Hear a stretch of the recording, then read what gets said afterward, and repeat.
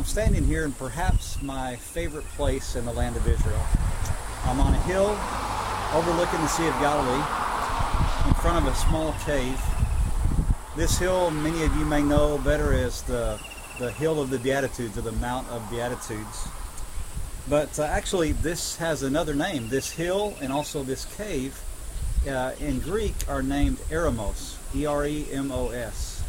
And in Greek, an eremos is a solitary place, a remote place, all off in the wilderness by itself. In fact, it's translated wilderness 32 times in the Bible. And this place is actually in such a great location because it's possible that many of the events in Jesus' ministry happened very near here, or perhaps here in this exact spot. This place is kind of off by itself. It's about a mile down to Capernaum. If you're looking out at the Sea of Galilee, and if you look to your left, you follow this road up to Capernaum about a mile away. The road itself is the Via Maris, in Latin, the way to the sea, mentioned in Matthew chapter 4, when Jesus is beginning his ministry in Capernaum, the way to the sea. Galilee of the Gentiles, land of Zebulun, land of Naphtali. And so we have that connection with Jesus' ministry.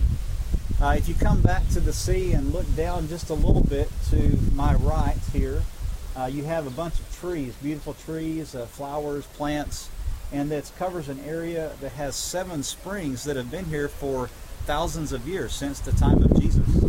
In fact, one of these springs is named the leper spring, because a leper was healed by Jesus when he came down from the Sermon on the Mount. Again, that sermon could have taken place right here on this Mount of Beatitudes, or maybe Mount of Eremos as well. Then if you look a little bit more to the right, down here you see some buildings and some taller trees. There are 2 churches there. One is the Church of the Primacy of St. Peter. That's the church that marks the spot where many scholars think that Jesus met with the disciples in John chapter 21, where he forgave Peter for denying him 3 times there during his trial. And then just to the right of that church, not even 50 yards further right, is a church called Tabgha, the Church of the Multiplication of Loaves and Fishes. And that church, again, marks the spot where many think Jesus might have given food to the 5,000 plus wives and children there as well.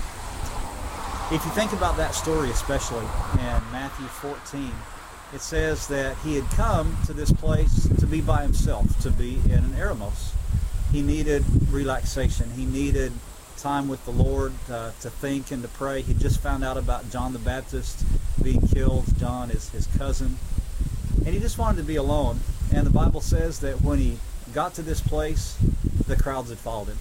And he gets off of the boat, and he's got maybe as many as 15 or 20,000 people pressing around. And whereas I think I might have been exhausted and maybe tried to escape or tell them to go away, the Bible says that Jesus saw the crowds, and then he had compassion, and then he healed many of them.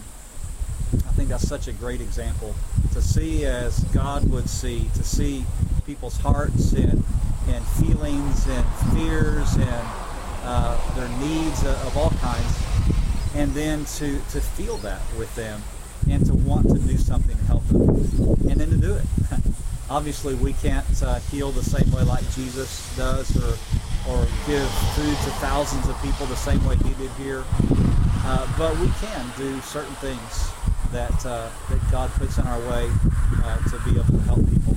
And so that story may have happened right here as well. And then after that story, it says that Jesus asked his disciples to get in the boat and start going across the sea.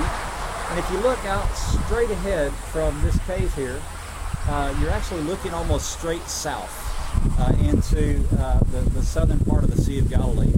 It's about maybe 12 miles long at this point. And so they go on their way. It says he went up on a mountainside to pray.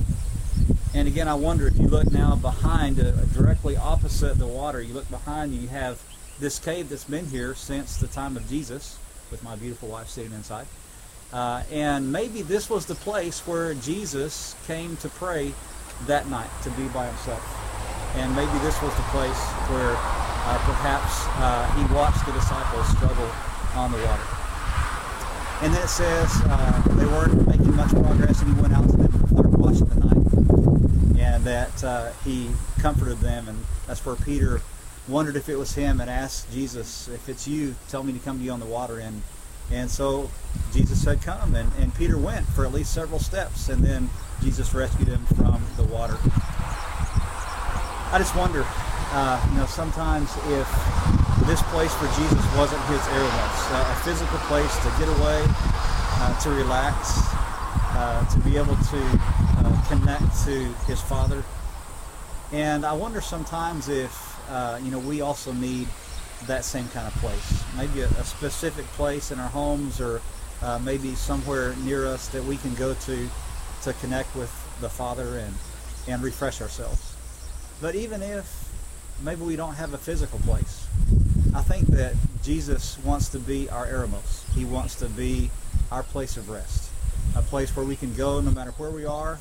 We can be safe, we can be loved, we can be ministered to and refreshed, so that we can go out and help even more. So I want you just to kind of look at this place and think of all the things that may have happened here, and think of the blessing it is to have Jesus as an EREMOS. I know that I want that.